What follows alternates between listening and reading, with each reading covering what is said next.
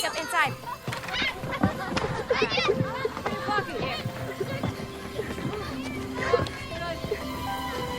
Emily, what happened? I fell off the swing and broke my arm. I fell off swings a lot when I was little. Did you hurt your arm? My arm, my leg, my fingers. Twice. My nose. You fell a lot. She sure did. Can you wiggle your fingers? You know what? You didn't break your arm. Just bruised it a little. Can I go back to school? Sure can. Just wash that up, okay? You are a natural-born caretaker, Lindy. Because I can tell a bruise from a broken bone. Because you can make people feel better when they're hurt and scared. Just like you, Mama.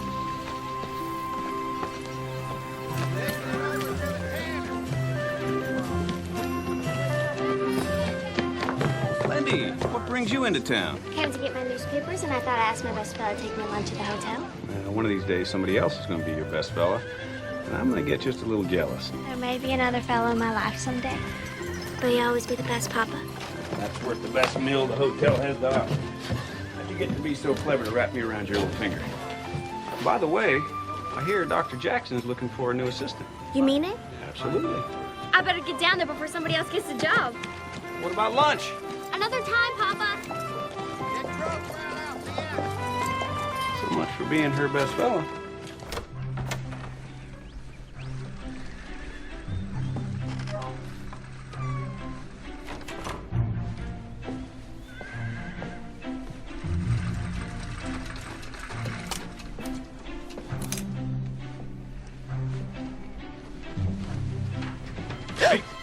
Clark, you startled me.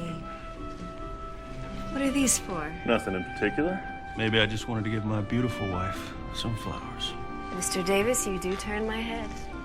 Enough to steal a kiss. You don't have to steal it. Grandma? Grandpa? Did you get all the eggs? You know, the Reds have a habit of laying in the barn. Did you check there? No. Stop lollygagging around. Come on, get to it. Yes, sir.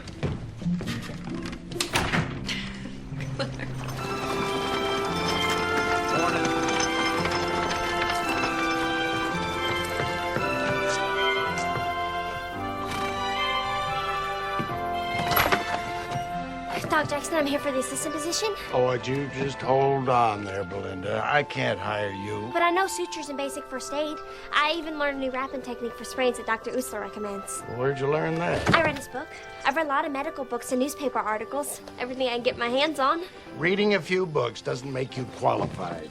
Without proper medical training, all that book knowledge is useless. But I can learn. I already know more than anyone in Anderson Corner. Well, I don't doubt it.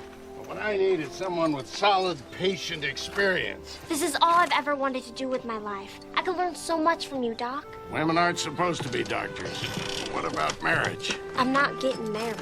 Ever? Well, Doc, Women are meant to marry and have children, which is exactly what you'll do when the right man comes along.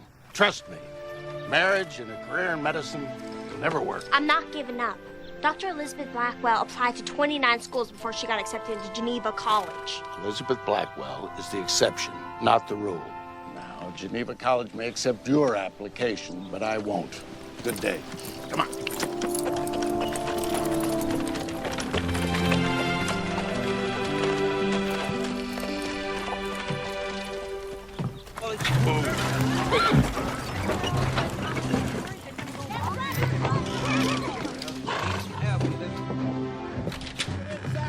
Ray, Hey, Clark, what can I do for you? I just came into town to pick up some supplies from the general store. Thought I would stop by to see if the five of you would like to come out to dinner tonight. Well, that sounds good. I'm always happy to eat at your house instead of mine. Oh, really? Well, not that Missy's cooking isn't good. It's interesting. It's all right, Zach. I love my daughter dearly, but I have to admit, she does not take after her mama when it comes to cooking. Excuse me, Sheriff. What can I do for you? I'm Drew Simpson. My uncle was Hank Simpson. Hank was a fine man. My condolences. Well, thank you, Mr. Davis, Clark Davis. Our place is next to Hank's. And, he was a good neighbor. Unfortunately, I didn't have the opportunity to meet Uncle Hank, living so far away and all. Where are you from? New York City. New York City. I bet that's a sight different than our little town. Oh, yes. Well, I mean, it's much bigger and a little bit more cultured and sophisticated. This place is clearly rather rustic. Rustic. Anyway, the stage driver suggested I ask you for directions to my uncle's place. I can do better than that. Got my buckboard right outside. I'll take you out there myself. Well, that's awful kind of you, Mr. Davis. Sheriff? Good day. Get up, buddy.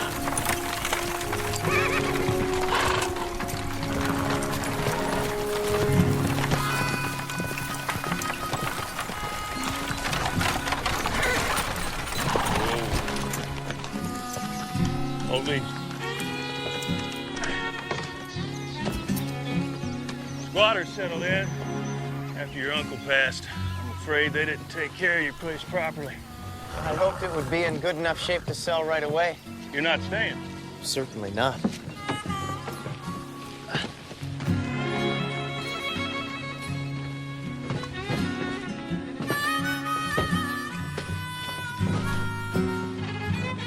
It'll take a sight of work to make it presentable.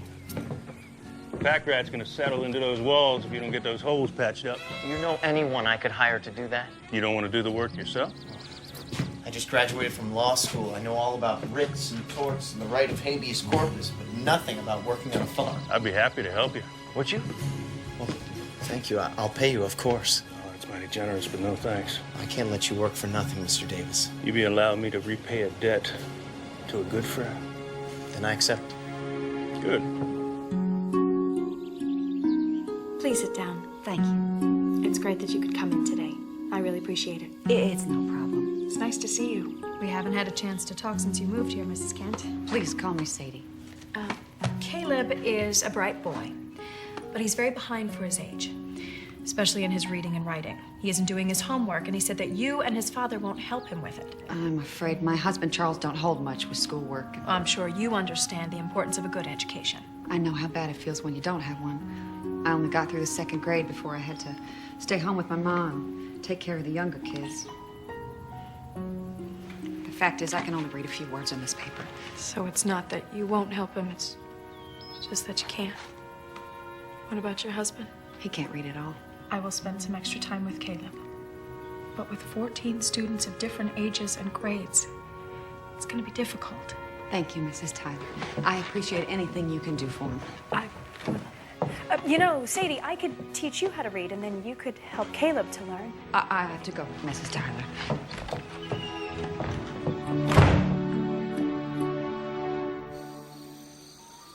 I should have figured it out. The Kents have kept to themselves since they moved into town. Couldn't have known, Mama. Well, the signs were all there, I just missed them. Hey, Mom. Hey, sis. What's for dinner? Brunswick stew. And it's almost ready, so you boys go and wash up for supper.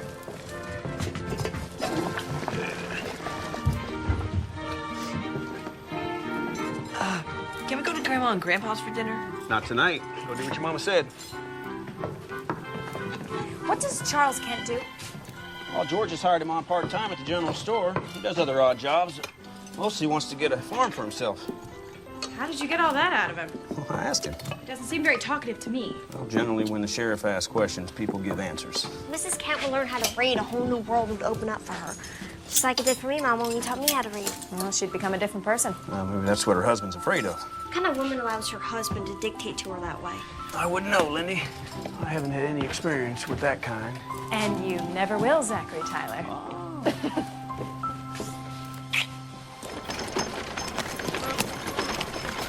Miss! Hello, miss. Is there a doctor in town? Yes, you heard? No, not me. My employer, Mrs. Stafford Smythe, has grown gravely ill. We were on the stagecoach passing through when Mrs. Stafford Smythe became ill. I fear for her life. I didn't think she'd make it, miss. How long has she been like this? An hour or so, miss.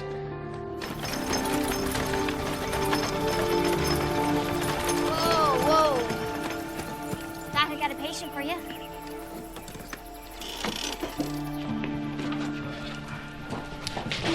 All right, bring her over here on the table. Put her right here. Put her right. That's it. All right. Watch your head. Watch your head. All right.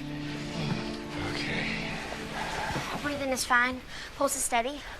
Her skin's claiming to the touch, Doc. Mrs. Stafford Smythe began slurring her words and her sentences didn't make sense. Then she collapsed. You been drinking? Of course not. Mrs. Stafford Smythe has an occasional glass of sherry, but she is a lady. How long y'all been traveling? We left Beacon Hill nearly 2 weeks ago. What you doing out here? Visiting friends in Denver, the Montgomerys, a very prominent family. Do you think she had a stroke, Doc? Why would you say that? I read about the symptoms in Grey's Anatomy. Can you help her, Doctor? Well, unfortunately, I have another patient, possibly a breech birth. But you can't leave Mrs. Stafford Smythe. Well, there's nothing I can do for her until she comes to. And she seems fairly stable, and there's only one of me, and my other patient's situation is urgent. So if you can just watch out for her until I get back. I'll say, Doc. Well, I don't have much choice, do I? All right, just make sure she's comfortable and keep a close eye on her. And I'll get back as soon as I can.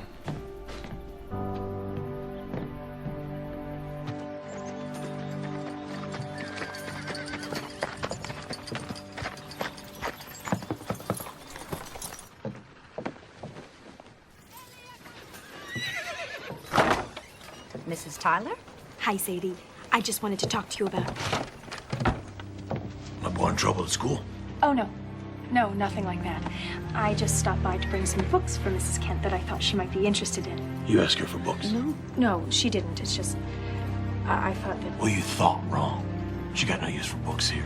Now, if you got a job you're offering, it's a different story. No, I'm afraid not.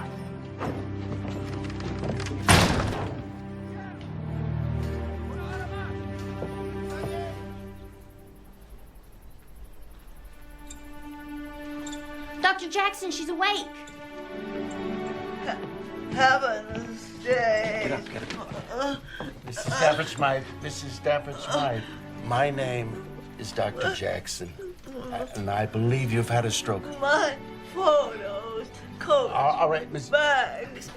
Calm down. Calm down. This is not good for you, ma'am. Have all is left. I have your bag, madam, right here. All your things are inside. Her speech has obviously been impaired. Well, I don't think it's as bad as it could have been. Hopefully, the slurring will diminish pretty quickly and she'll regain coherent speech. There's some paralysis on her right side. But her left side seems unaffected. As soon as she's well enough, I could help her do some movement therapy. I read they're having good results with that. Well, she will need someone with her constantly until we get a better grasp of her physical limitations. I won't leave her side, Doctor. It should be someone with at least rudimentary medical knowledge. Belinda, I can do it. I don't want you to misinterpret this as a permanent job offer, young lady. I haven't changed my mind about women in medicine. So I'd be like your assistant? Not exactly. You will help Mrs. Stafford Smythe with her movement therapy. That is all. I accept.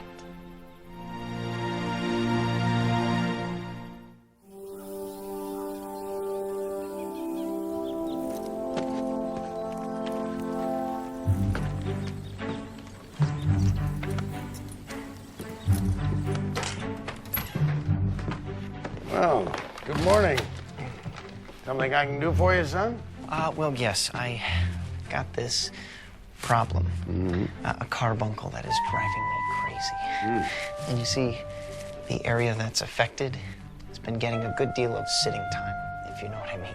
Oh, so you're trying to tell me you got a boil on your backside. All right. Well, bend over the table there and drop your drawers and we'll have a look.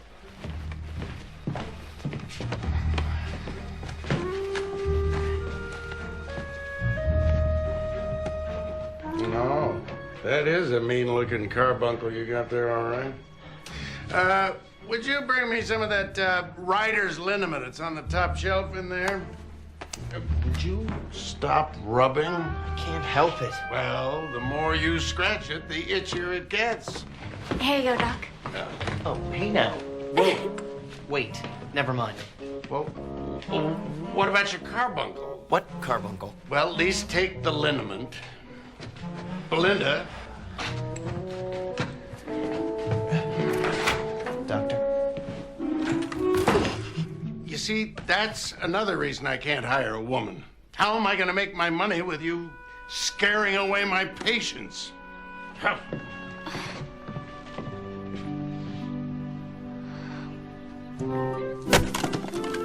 Well, what do you think? Let me get this straight. You want to hire Sadie to help you at school so you can teach her to read without her husband knowing? It's an ingenious plan, if you ask me. And just what will you have her do? Whatever needs to be done. She can sweep the floors, clean the blackboards, keep the wood stove burning.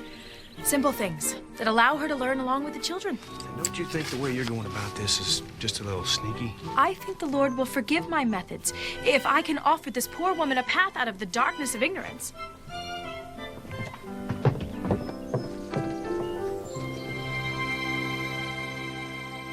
Lindy, how long is Doc gonna let you stay on at the clinic? As long as Mrs. Stafford Smythe needs me. After that, Doc says I get the boot. You will prove yourself so indispensable that he will never want to let you go. That's the idea.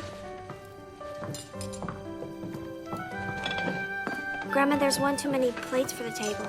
We have a guest joining us for supper. Hey, come on in, young man. Let me introduce you to everyone. This is my wife, Marty. Hi. Hi. His daughter, Missy.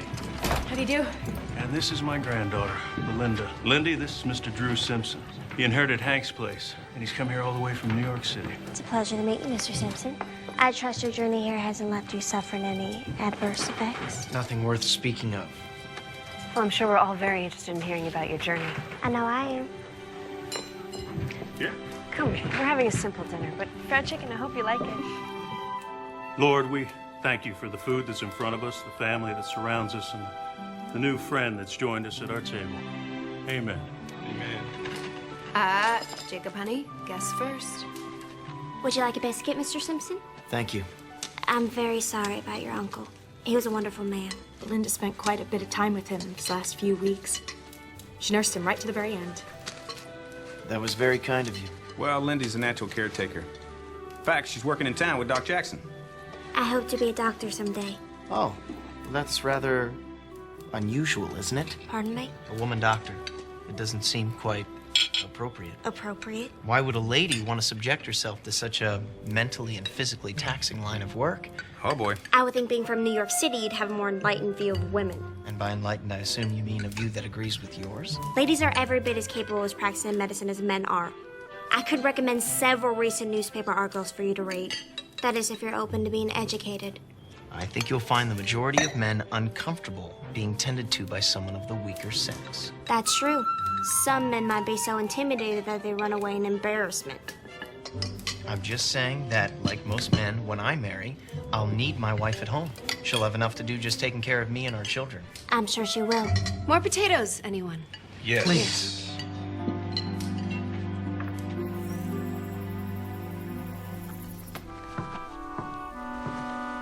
You're awake?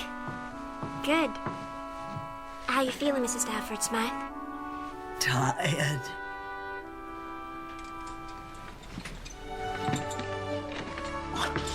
No, don't need help, Your speech is better today. but not my arm. With movement therapy, it's possible to regain use of your arm. Like this. Don't touch.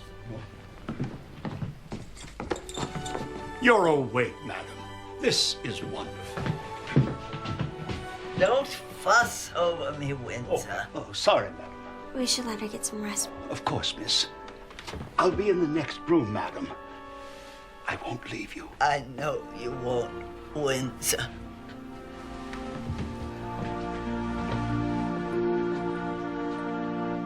I'd be at a great disadvantage if you hadn't been available to help me fix up the place, Mr. Davis. I never got it good enough to sell. Glad to do it. Be careful now, you don't catch yourself on a rusty that wire. Hold on. Let me take a look at it. Let me see it. No, it's nothing. Let me see it. Look at that puncture wound's deep. Tell you, the one thing you don't mess around with is rusty wire. You get a nasty infection. Now, once you go into town, I want you to see the doc. I'm fine, really. Go on now. I mean it. You don't mess with rust in a gut. I'll finish up here. Yes, sir. All right. Whoa.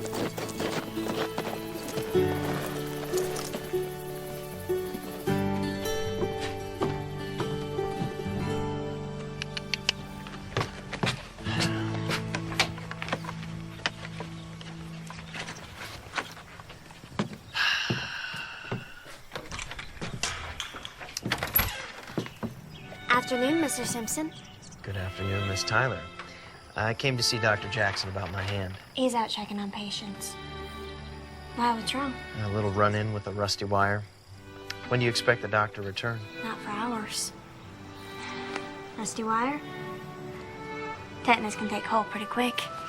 Might end up losing the hand.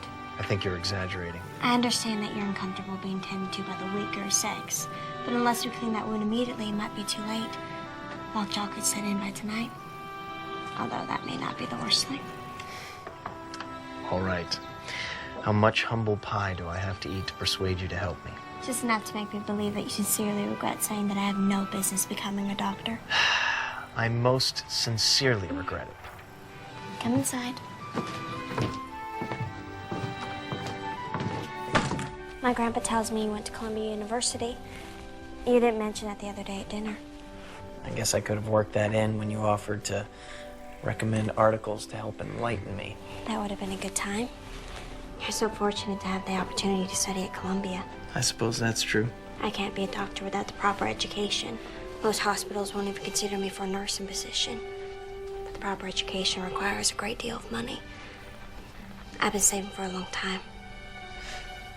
I'm sorry if it stinks. Oh, no, it's all right. Actually, you've been very gentle.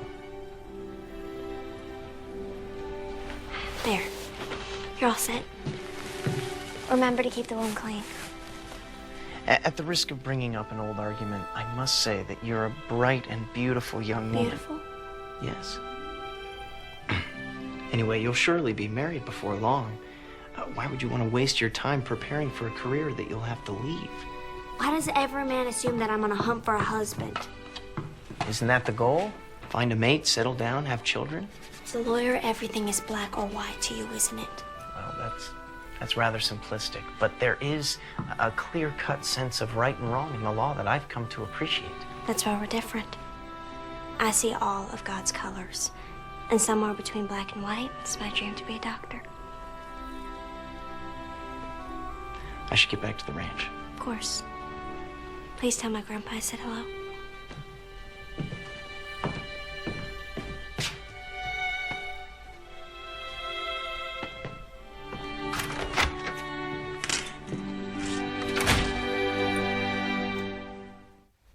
Those sheets are rough.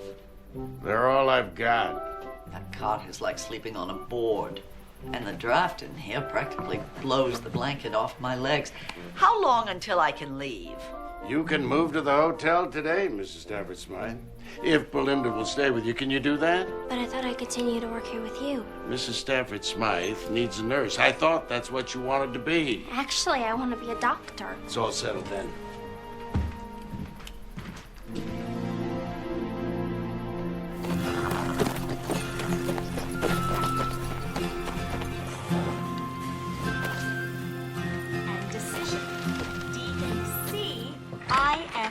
ISION. I think that's recess. You're dismissed. You want me to keep an eye on Mrs. Tyler? Yes, thank you, Sadie. Is everything all right? You forgot your lunch today. Oh, you were so sweet to bring it. I am starving. Thank you. Saw Charles Kent this morning. He told me Sadie really enjoys working here. She is learning more and more every day. She's already ahead of Caleb. Now she can help him with his work. I know how much you want to help Sadie, but Charles is a proud man.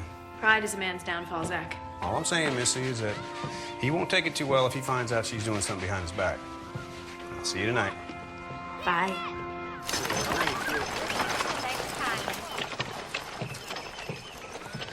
Winter, is this the best room the hotel has to offer? I'm afraid so, madam.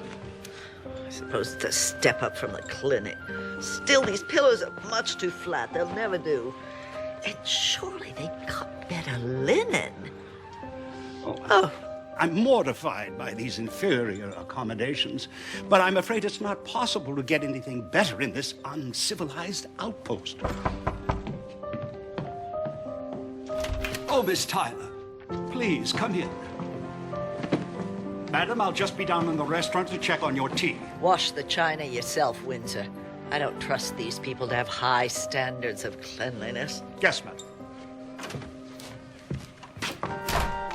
How you feeling today, Mrs. Stanford Snack? How do you think I'm feeling, being forced to endure these primitive conditions? You know, we're not all uncivilized here. Really?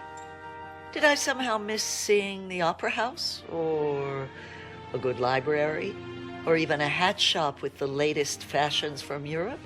No? I thought not. Anderson Corner has other things to offer. Such as? Good people, and a church that welcomes everybody, including strangers. And we take care of each other in difficult times. You've never even been outside this small town, have you? Actually, I was born in New York. I didn't come here until I was 14. So I do know a few things about the world outside. But I much prefer Anderson Corner. You actually like it here. Compared to New York, it's heaven on earth. I'm gonna miss it terribly when I leave to study to be a doctor. Well, now there's a surprising ambition for a farm girl. I believe it's what God called me to do. God? Ha! Don't put your trust in God, young woman. He is unconcerned with your ambitions. You don't mean that.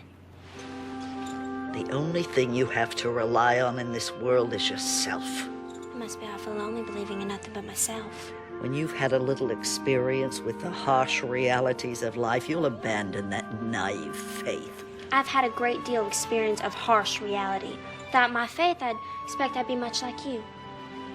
How's that? Very unhappy.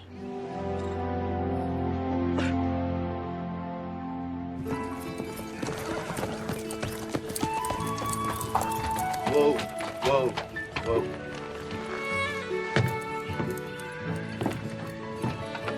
Hello. Hi.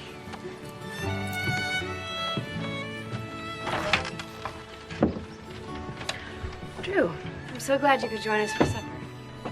Belinda, I need some eggs, please. All right, Grandma. Everyone here works for their supper.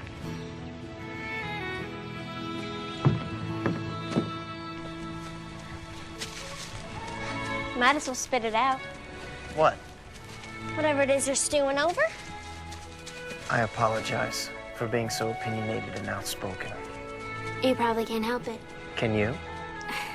Not to save my life. Truce? Truce? Truce.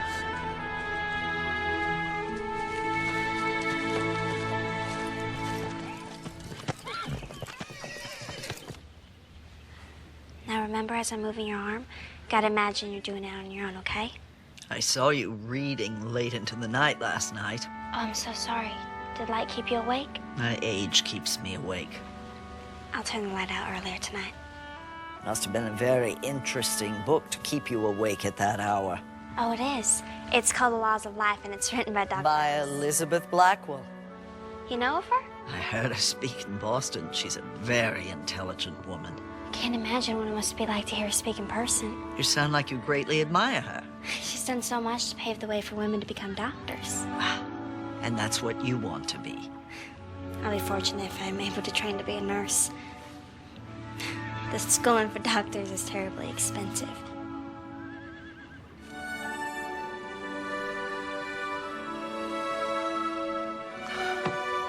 You moved your arm? Your powers of observation are remarkable. It's cause for a cup of tea. Now imagine this is your favorite Earl Grey. See if you can lift your arm enough to take it. What, like a dog doing tricks? Like a woman who wants her independence back. You are a very impertinent young woman. And you are a very difficult patient. If you apply your willfulness to your therapy, you might get better.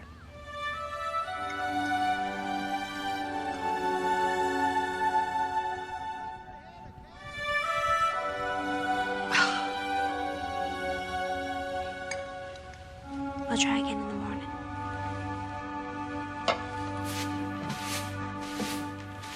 When you're done, you can go.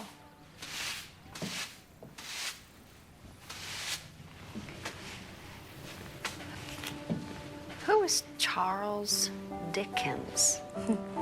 A very talented author. You can borrow the book if you like. Oh, no, thank you. I'll see you tomorrow, Mrs. Tyler. Okay.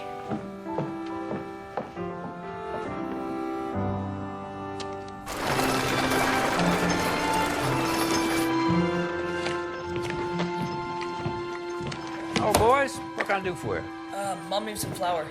All right, what kind? She usually has wheat. Wheat's good. Yeah. All right. You okay, Mr. Brown? Oh! Mr. Brown! Dad, Mr. Brown is ill!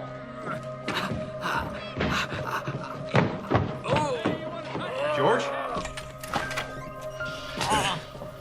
Doc, George needs to have you take a look at him. He's got a pain that's got, he can't even stand up straight. Okay, get him up there on the table and have a look at him. All right, George. You've been vomiting, huh? Yeah. Oh, you don't have a fever. You've been into the candy again? Well... Yeah, I thought so. I gotta get back to the office. If you need anything, let me know, Doc. All right, thanks, Hank. Bye, Daddy. Would you get my watch over there on the desk, Belinda? Take his pulse. Checking for rebound tenderness. Well, if you're so smart, what am I doing now? Using McBurney's point method to diagnose what's wrong. 125. And I suppose you have an opinion. I think he has acute appendicitis. He probably needs surgery. If he has an appendicitis attack, it's not bad enough to warrant surgery. But if his appendix were to burst, Doctor... Burst? Just calm down, George. There's nothing to worry about now. You can get up. All right. Look, if you get a fever or if the pain gets considerably worse, you come and see me. Even if it's in the middle of the night. You take a teaspoon of this 3 times a day till the pain goes away. And, George, you stay out of that candy jar. You're a grown man, not a 5-year-old. Yes, sir. All right. Much obliged.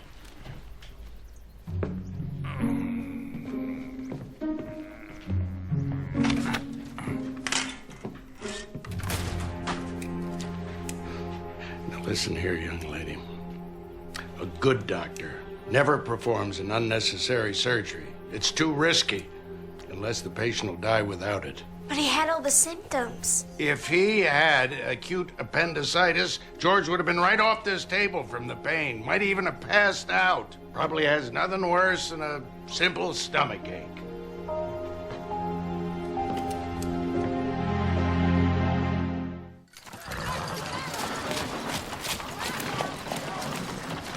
Mama, what's this word? Capture. And this one? Elephant. It says, then they went out to capture the wild elephant.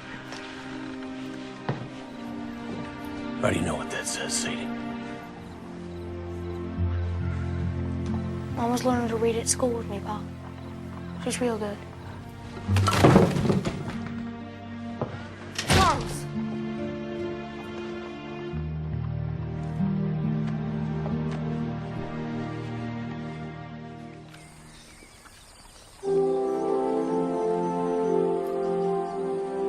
Oh, you sure are a lucky man to have a wife who cooks like Marty does. I am blessed, that's for sure. I thank God every day that he saw fit to put me and Marty together. When did you first know you loved her? That's easy. When I thought I'd never see her again.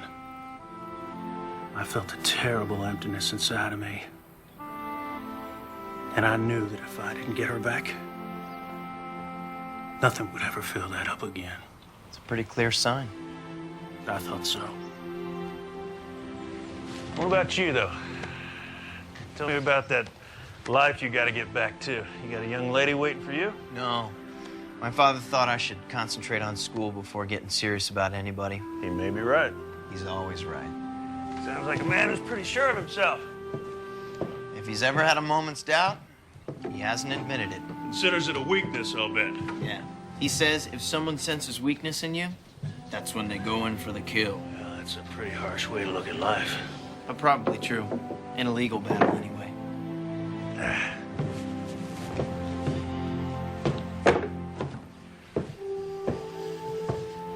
Now, we can both go up on that roof, and you can find a way to hurt yourself again. Or you can take the wagon into town and pick up those supplies that we ordered. That's an easy choice, sir.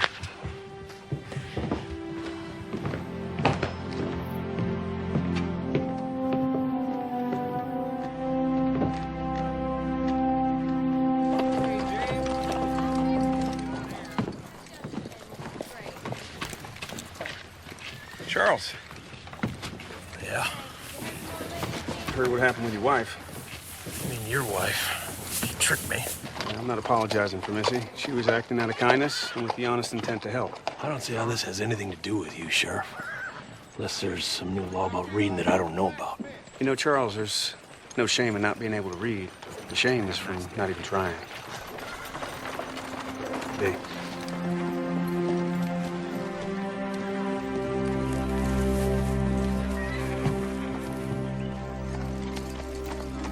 I know it hurts, but that's a good sign. It means your nerves are kicking back in. If you just try a little bit harder. I am trying. You're giving up too easily. Who do you think you are to talk to me that way?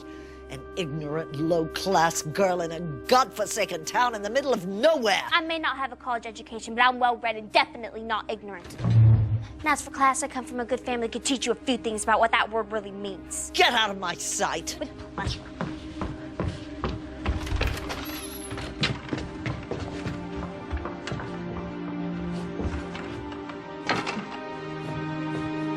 Windsor?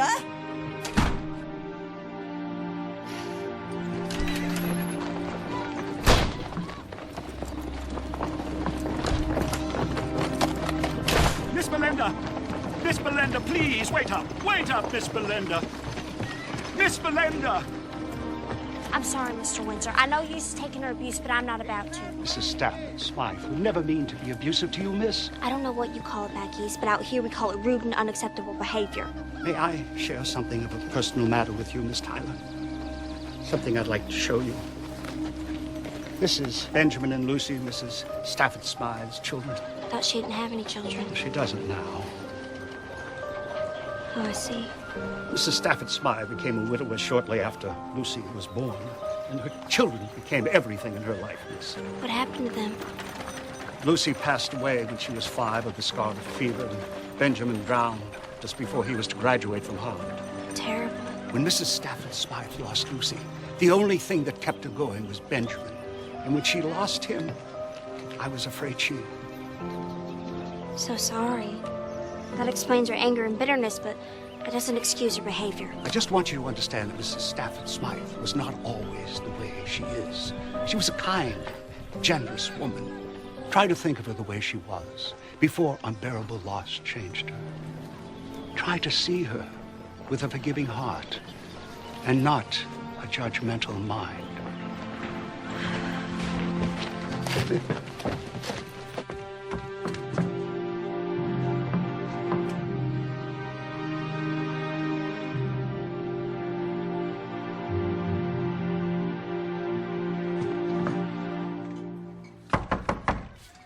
Come in.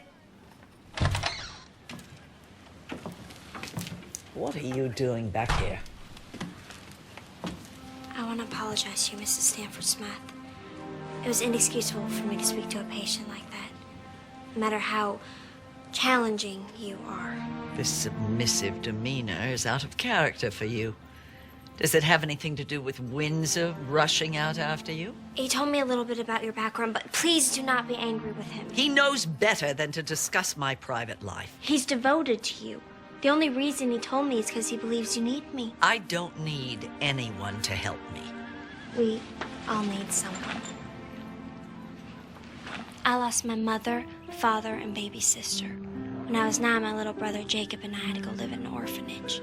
How did you get here? On an orphan train. They go from town to town, giving kids to whoever want them. Sometimes they're good families, and sometimes they're not. If it wasn't for Missy and Zach, me and Jacob would be separated forever. I'm sorry for you, Belinda. But now you know why I turned from God. No, I don't. How can you still have faith? I know we never really die. I'm connected to the people I love in life, and I know we're still connected in death. A comforting thought if you can believe in fairy tales, which I can't. That's enough for today. You may go.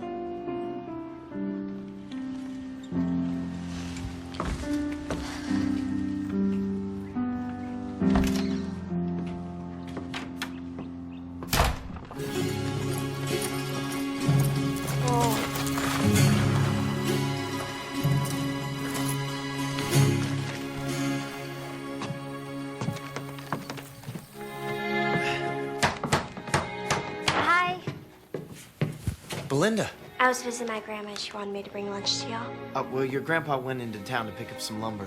He should be back soon. I'll just leave this here then. Wait. Why don't you stay and visit a while? I can't. I should be getting back to the clinic. Well, I was thinking that maybe we could have lunch at the hotel sometime. I'd like that. Tomorrow? Well, sure.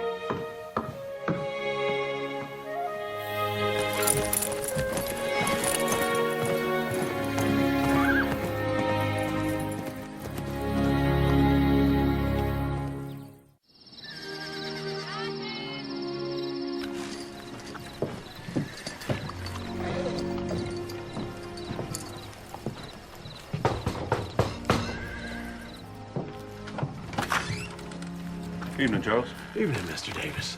Drew Simpson is fixing up his uncle's place. He could use some help. He'll pay you a good wage, and I thought you might be interested in the job. Can I work around my hours at the store? You bet. All right, then. I'll be there after lunch. I'll see you then. All right. Mr. Davis, thank you, sir. I really appreciate the work. You're welcome, Charles. You're welcome.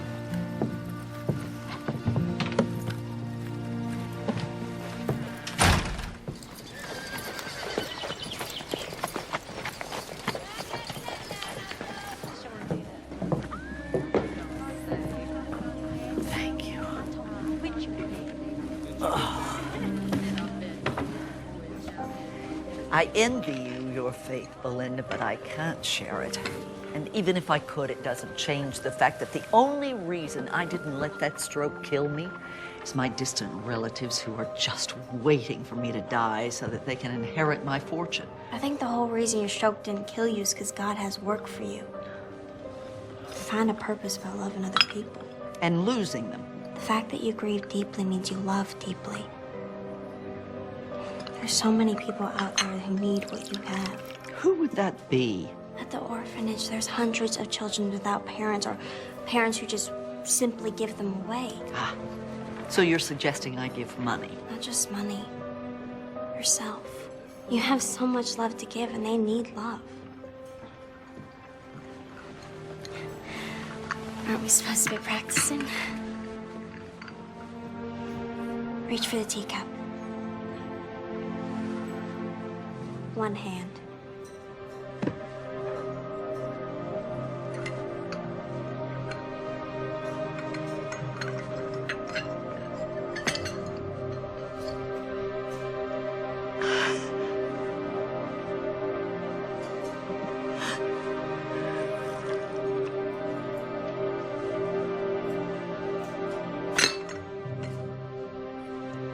Best cup of tea I ever had.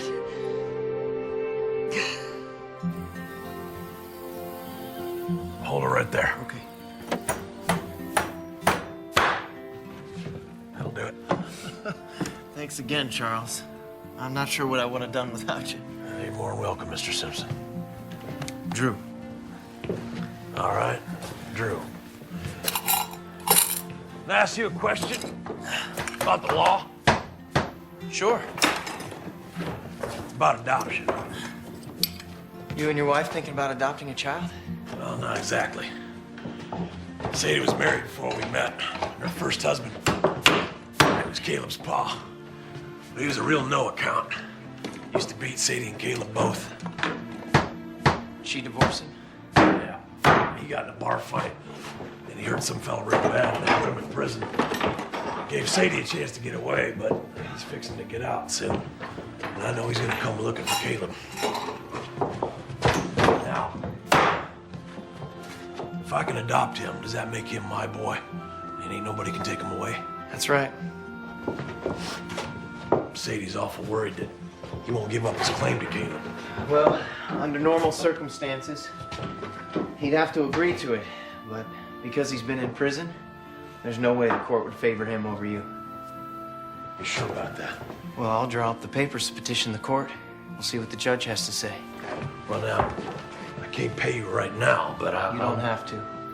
Well, I don't take charity. Consider it part of your wages for working here.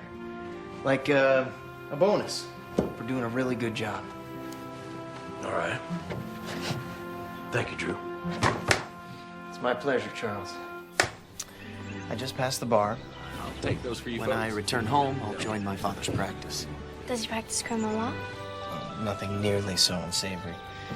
No, he handles mostly contracts, wills, trusts, that sort of thing. My father represents some of the wealthiest people in New York. So you'll only be helping the rich people.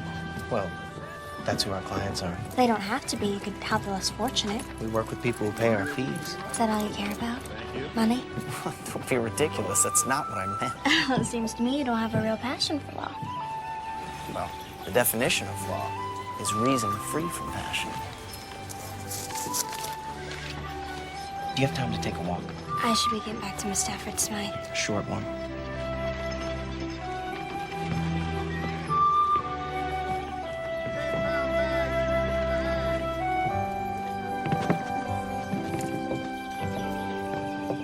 So do you really want to be a lawyer, or was it simply expected of you? It was always understood that I would follow in my father's footsteps, yes.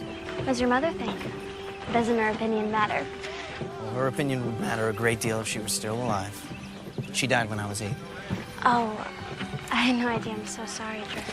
You know, for a long time after she died, I used to play this little game every time I left the house. I'd pretend that when I came home, she'd be there, hiding somewhere, waiting for me to find her. Of course, the only thing I ever found was the latest governess my father had hired. He gave me every material advantage I could ever hope for. The only thing I ever wanted was my mother to be there when I came home. You're privileged to have both your parents. Actually, I was adopted. I would have never guessed they're not really your family.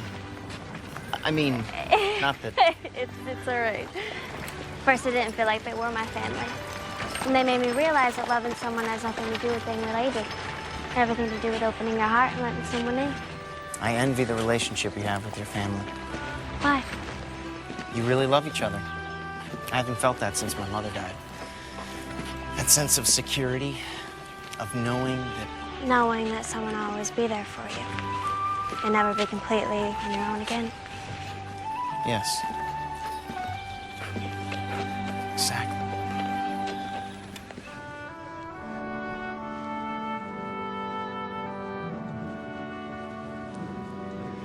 You see?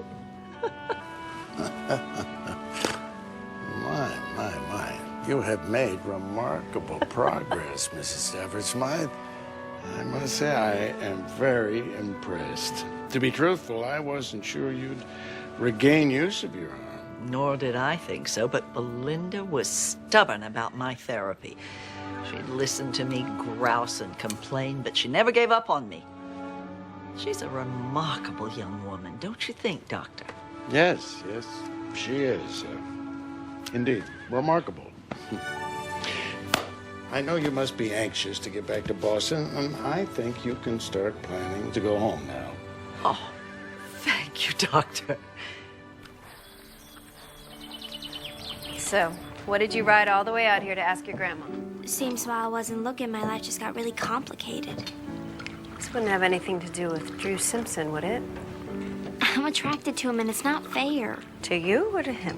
Both. He's becoming a distraction. I can't let that happen. Everything seems to be getting a lot harder all of a sudden. Only a few years ago, I knew just how to get answers to my questions. You wish it was simple again, like when you were a child? You could say a heartfelt prayer to God and then just listen for his guidance? Yes. Belinda, it's still that simple.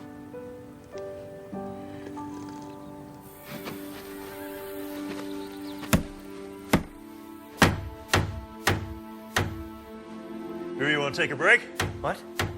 Oh, no. I'm fine.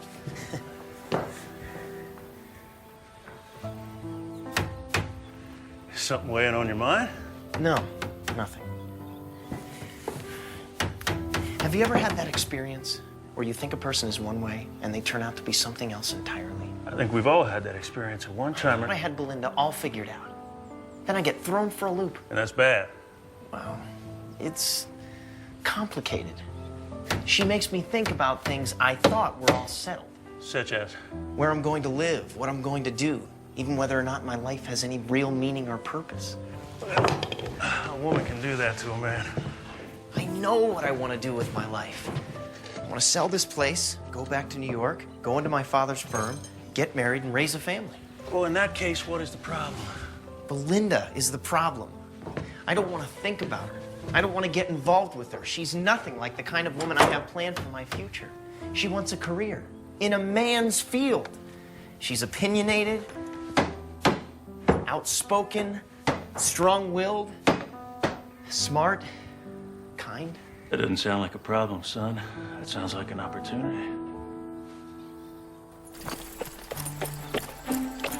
Whoa.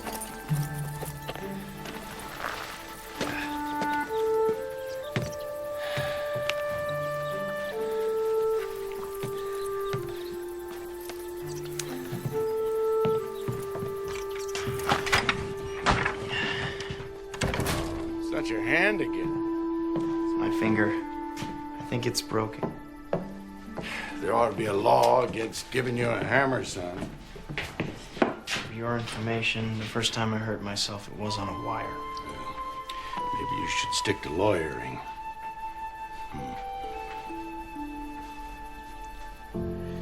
Belinda, why don't you look at the boy's hand?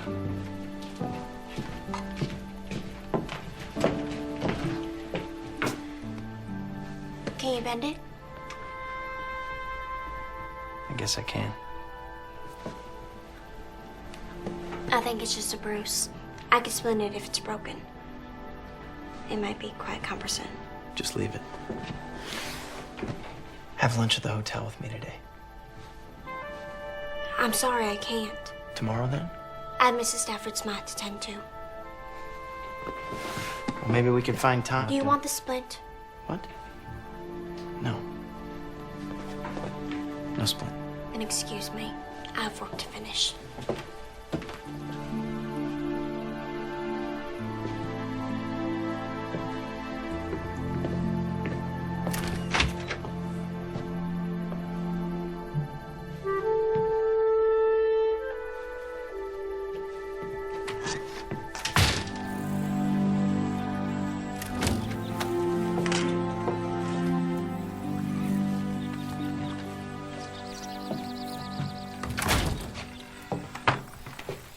Belinda, wait.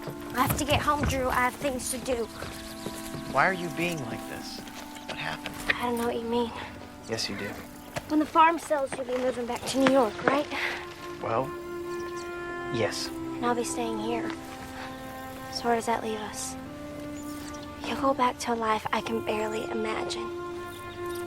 Meeting with rich clients in a big office, going to fancy balls with orchestras, dancing with well-bred girls in satin gowns. After a while, you won't even remember me. Hand me that, please.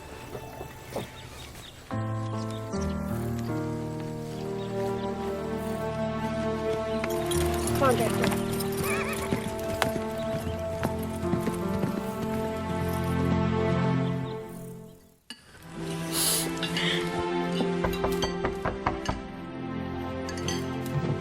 Let's see what it is. Hey, Charles. Evening, Sheriff. Awful sorry to interrupt your family meal. Would you like to join us, Charles? Oh, no, thank you, ma'am. I just came to drop this by. It's for Miss Belinda.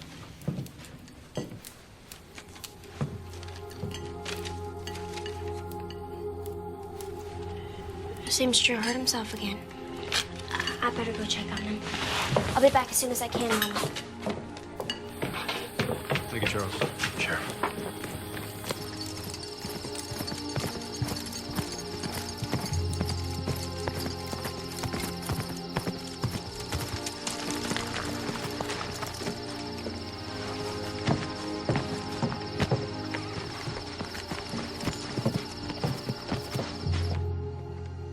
Drew?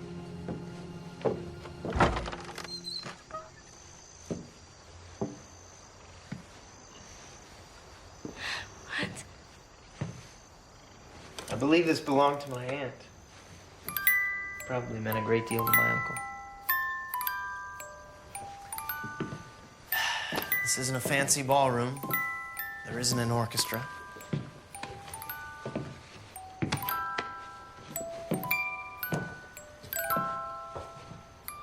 But if I can have this dance, I promise you, Belinda, I will never forget it.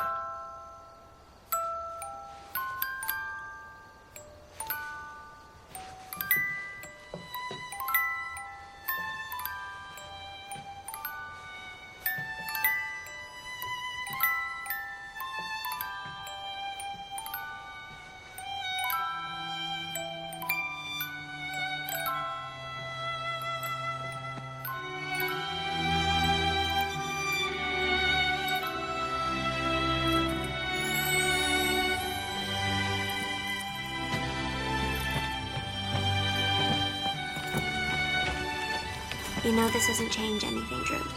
I think it changes everything. I should go in. I'll see you tomorrow. I don't think... Tomorrow.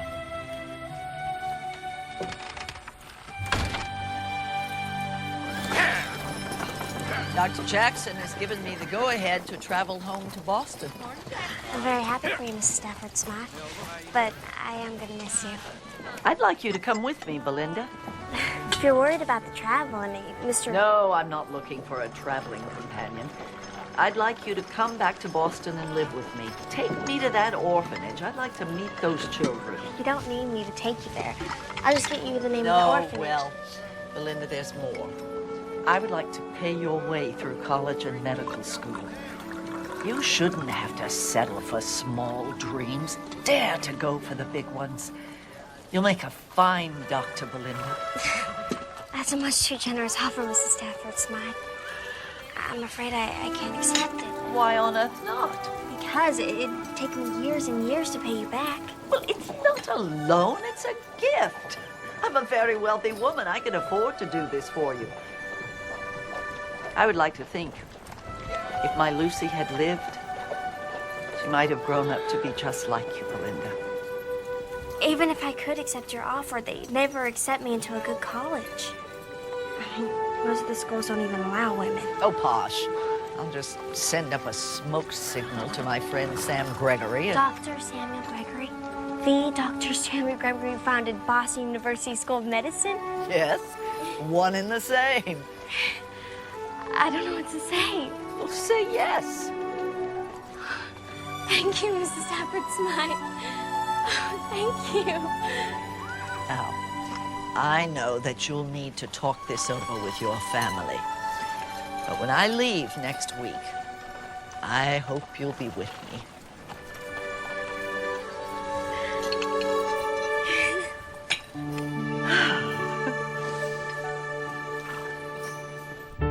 I think it is the opportunity of a lifetime, Lindy.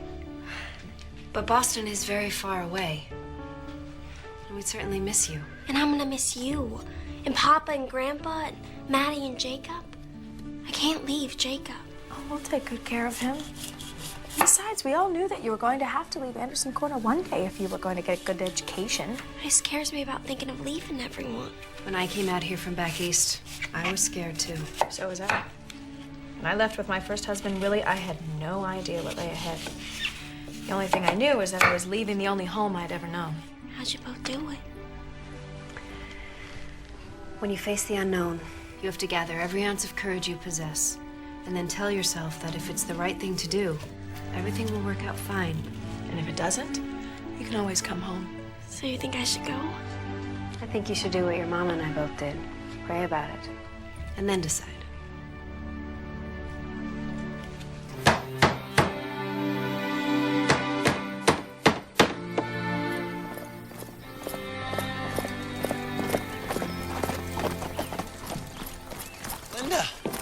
Wonderful surprise. I can only stay a moment, Drew. Something entirely unexpected has happened, and I wanted to let you know. I hope it's something good. Actually, it's amazing. Mrs. Stafford Smythe has asked me to go to Boston with her. She's gonna put me through school. That's incredible. I know what it must mean to you. You know, Boston isn't that far from New York. Maybe we could... That's just it, Drew. No, we can't. Why not? As soon as I get my medical degree, I'll be coming back here, practicing with Doc and hopefully taking over for him someday. You may change your mind when you get to Boston. It has a great deal to offer. It doesn't have what Anderson Corner does. My family, people who really need me, they probably won't have a doctor when Doc's gone. Linda, we can work this out. I've thought hard about this, Drew. I've prayed even harder. I would never fit into your world. My life is here. The only way we could be together if one of us is miserable. Belinda. I said what I came here to say. Belinda. Belinda!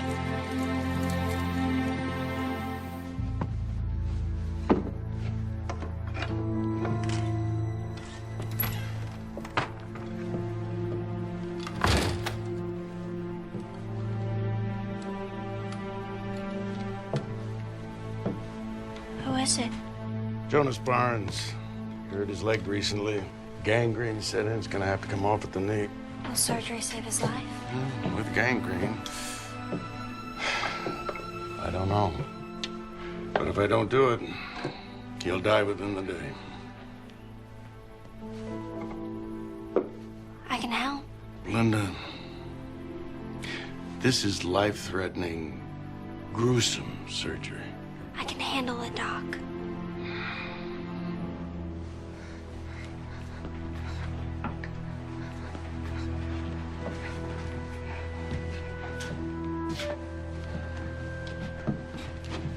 Cora, I need you to wait outside. I'll come and get you as soon as we're done.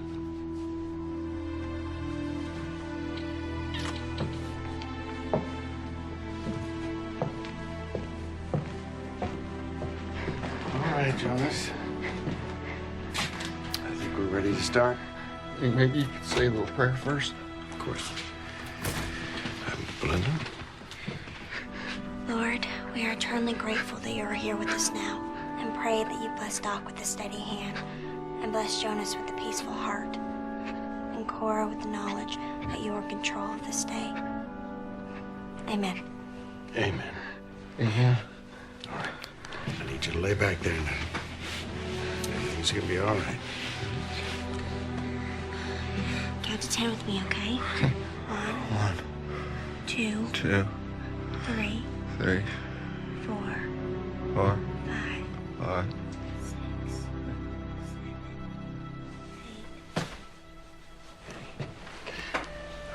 He's out.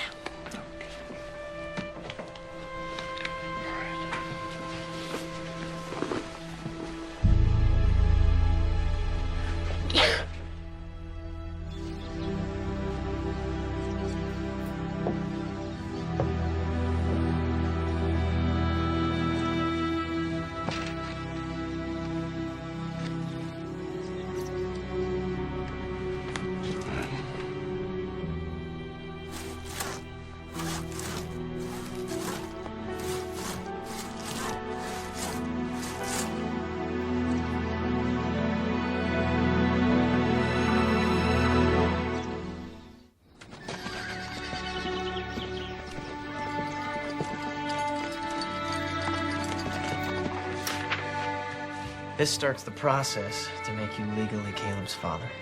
I'll just need you to sign there, and then I'll file the paper with the court. You really think the judge will grant the adoption? I can't guarantee it, but it should be an open and shut case.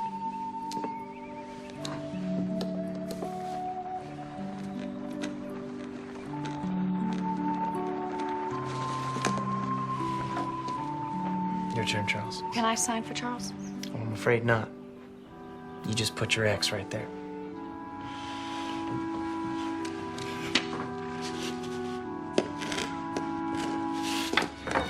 Very good. You know, you're my first client. Now, if you'll excuse me, I need to be going. Thank you so much, Drew. I really appreciate it. You're more than welcome.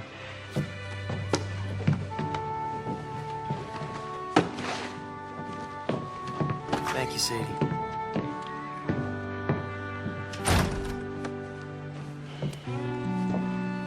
Charles, we haven't talked about what happened with Caleb.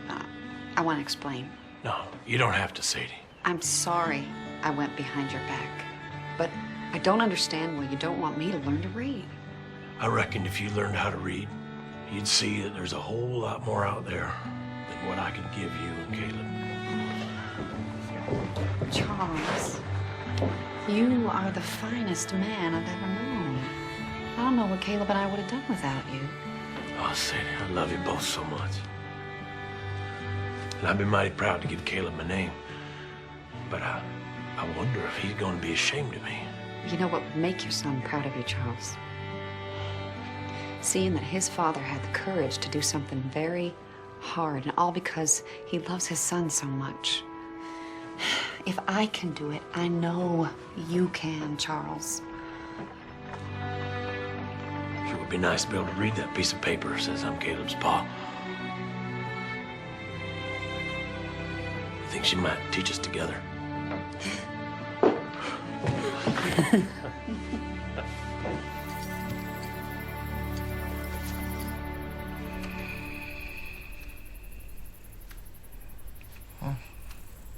What happened? Cora? Cora. You must have heard Mr. Barnes. That's Mr. Barnes. Mr. Barnes! Oh, dear God.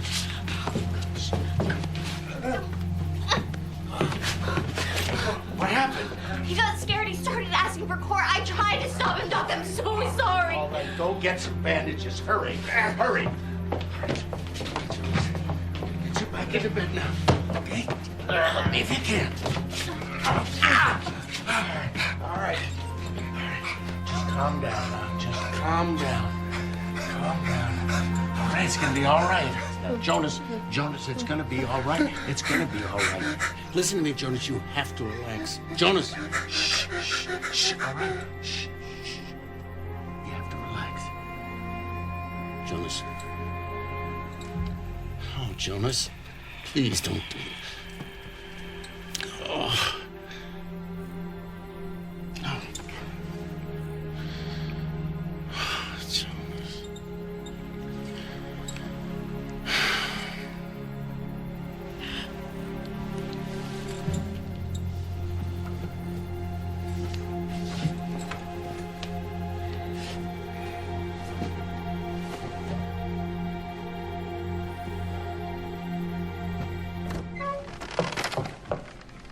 Hi, Lindy. Boys, go outside, please.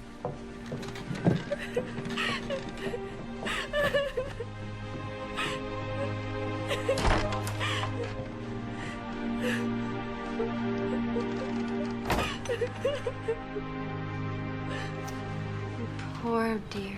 I tried, Grandma. I really did. He was so strong. How could he be so strong after what he went through? He was very frightened. Fear can do that. I haven't seen anyone die since my mom and baby sister. So horrible to see the life drain out of him so fast. I'm so sorry, darling.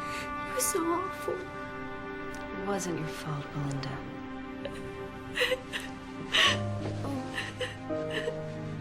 It's okay.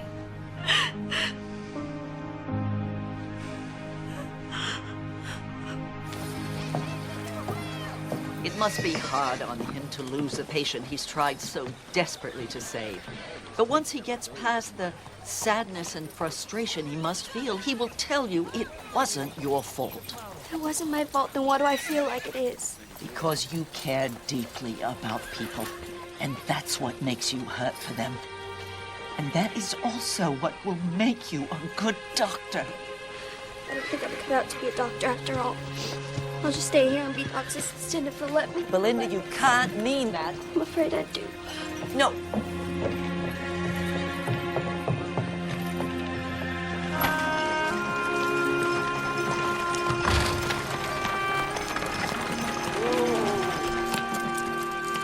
Hello, Miss Stafford's mind.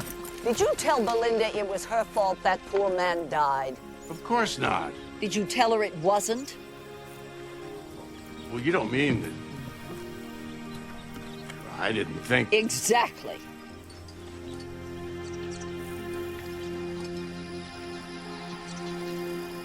All right. That ought to do it.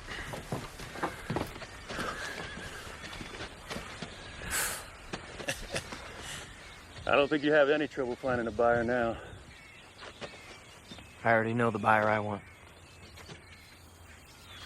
Charles, would you and Sadie like to take this place?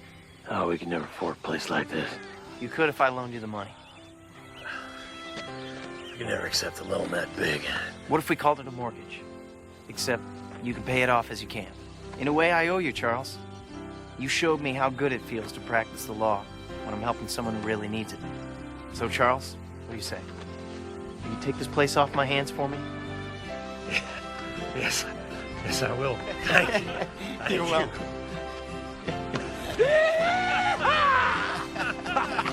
Oh, that's mighty nice.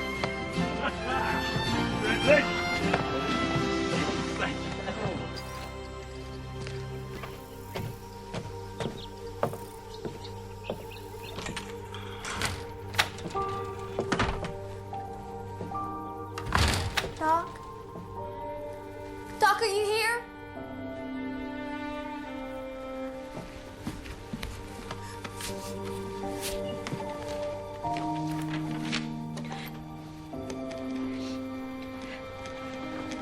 Dear Doc, I'm so sorry to have let you down, but you were right. I don't have what it takes to be a doctor.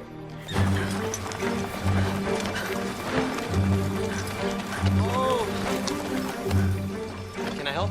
She can barely breathe. We have to get her to doc.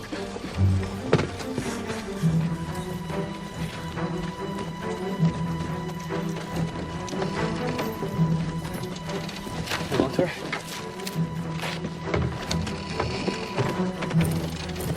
Come on, boy.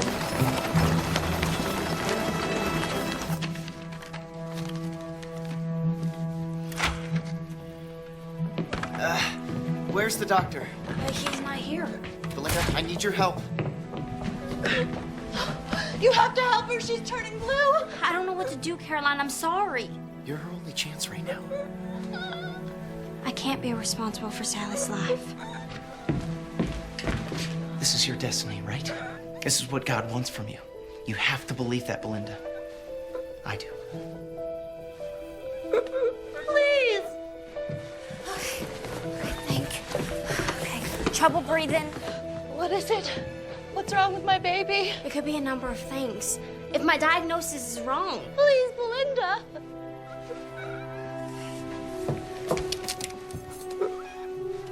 You gotta open your mouth, all right? There's some abscess in the area around the tonsils. What does that mean? I don't know. It could be quinsy. Is there some kind of medicine for it? No. There's only one thing to do. I have to lance her throat. Then do it! Caroline, I've never done this procedure before or anything like this. I'll help you. Whatever I can do. What can I do? Okay, get the tray and get the mask. Okay, wet this. Put this on her mouth for 5 seconds. 5 seconds.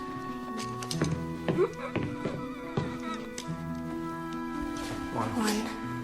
2, 3, 4, 5. You gotta hold her head still so she won't move.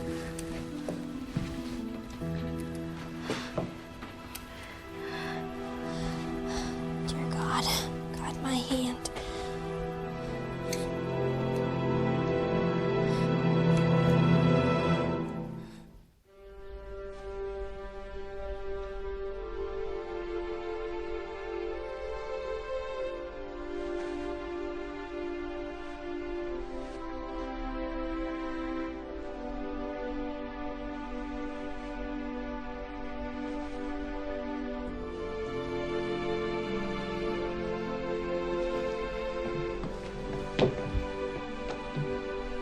Looks like she'll be fine.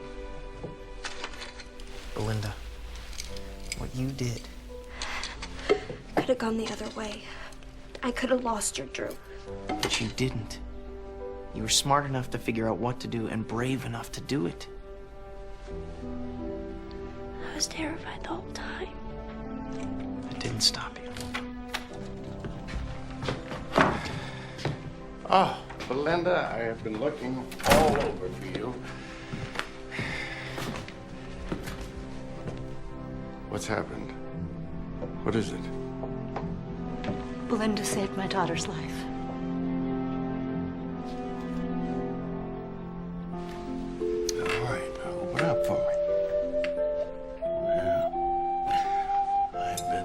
throat is really sore, huh?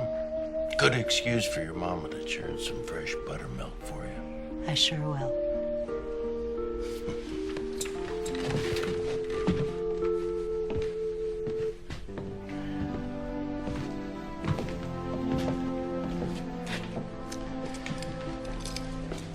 You know, you saved her life.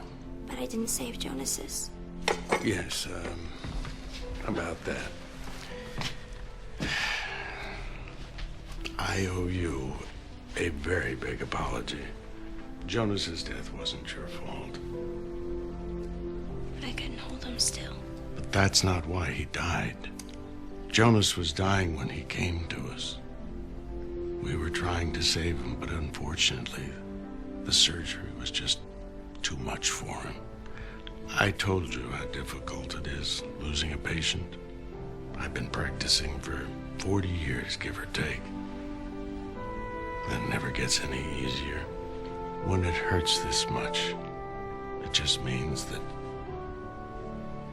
you care that much more about your patients.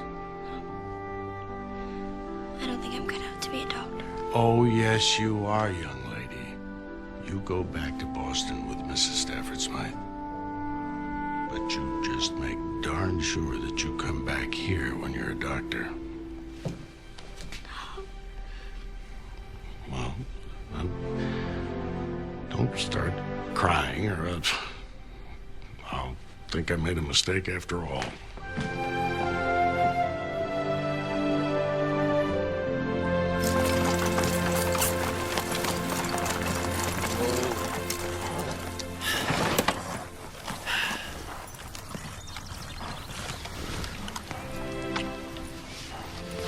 That's for having more faith in me than I had in myself.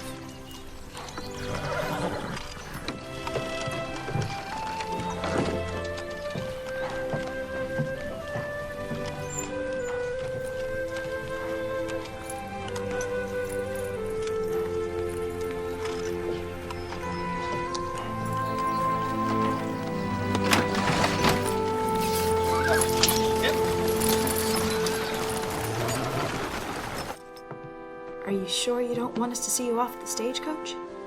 I'd rather we say goodbye here. You know, by train, Boston isn't as far as it once seemed. Are you all right, Belinda? Yes, Mom, I'm fine. No second thoughts about leaving with Mrs. Stafford Smythe? No, not anymore. I feel at peace with my decision. So your second thoughts are about Drew? I love him, Mama. I really do. It can never work. Sometimes one dream is all you can have.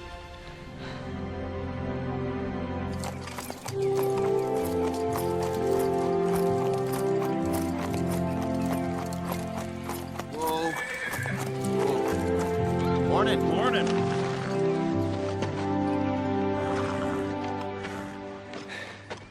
I just wanted to say goodbye, Clark.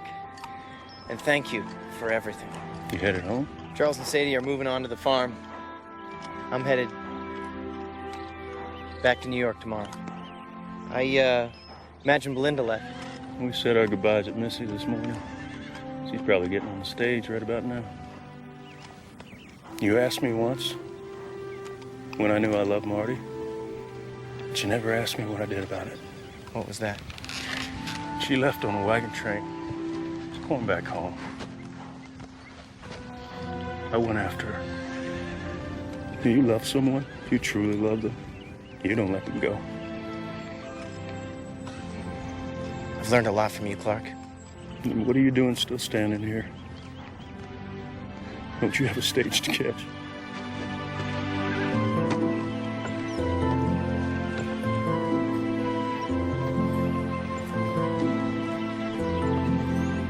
Last call, Denver stage. All aboard, folks. Last call, Denver stage. Whoa. Belinda! Oh my goodness. Don't go. I'll practice in Boston while you're in school. Then we'll come back here. You'd be happy practicing law in Anderson Corner? Anderson Corner's the place I learned to love the law. And it has you. I don't think I could be truly happy anywhere else. This isn't your world, Drew. You're my world. I love you, Belinda. Marry me.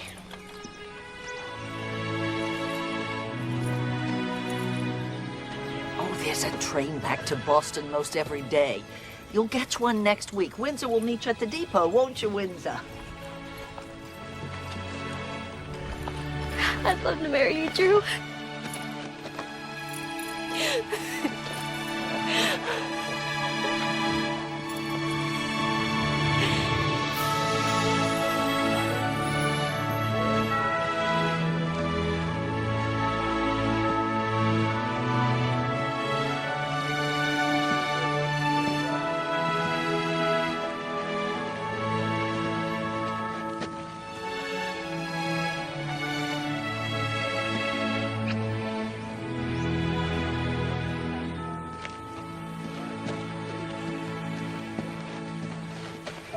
Do you, Andrew, take Belinda to be your lawfully wedded wife, to have and to hold, for richer, for poorer, in sickness and in health, forsaking all others, till death do you part?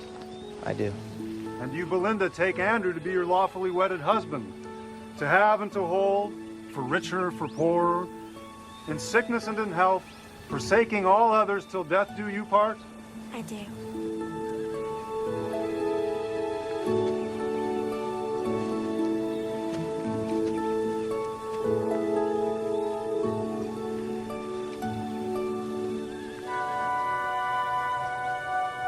I now pronounce you man and wife.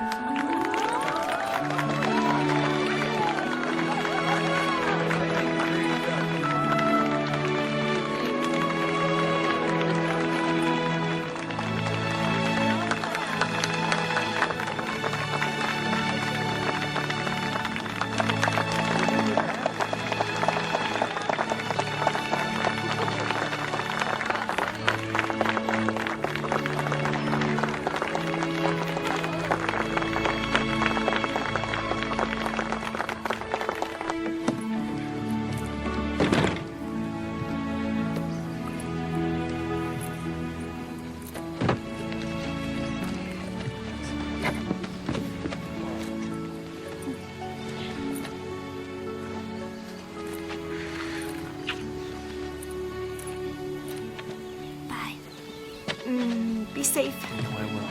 You know I will. Take care, son. Thank you so much. Bless you.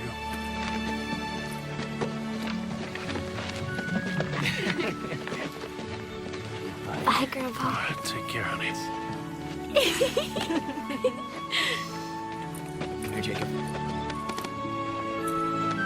Good? Marty. Take care. Thank you. Absolutely. Take care, my girl. Will do.